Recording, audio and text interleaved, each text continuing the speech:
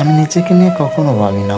ভেবেছিলাম তোমাকে নিয়ে, এতটাই ভেবেছি আমি কল্পনা বাহিরে।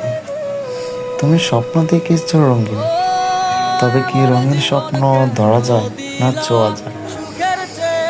আমি এটা ভেবে সান্ত্বনা পেয়ে, কারণ আমি ঘুমিয়েছিলাম, স্বপ্ন দেখেছি।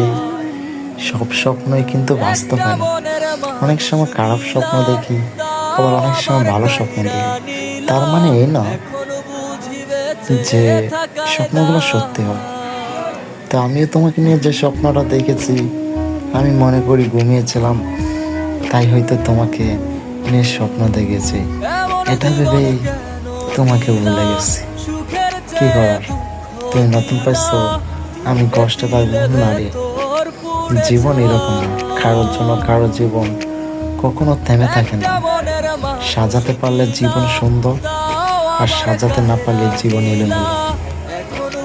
আমি সাজিয়ে নিয়েছি একা, কেননা এই পৃথিবীতে আইসি একা, যাবো একা। তাহলে কার জন্য আফসোস করবো? আফসোস করা তো কিছুই নেই। যার ভাগ্যের লেখা সে আসবে নিজ থেকে, না চাইতেও তাকে পেয়ে যাবে। আর যাকে মনে যেতে চায় না, তাকে কখনো পাওয়া যায় না। নিয়তি ওইটাই খেলা। তারে পাওয়ার বলো না কি উপায়।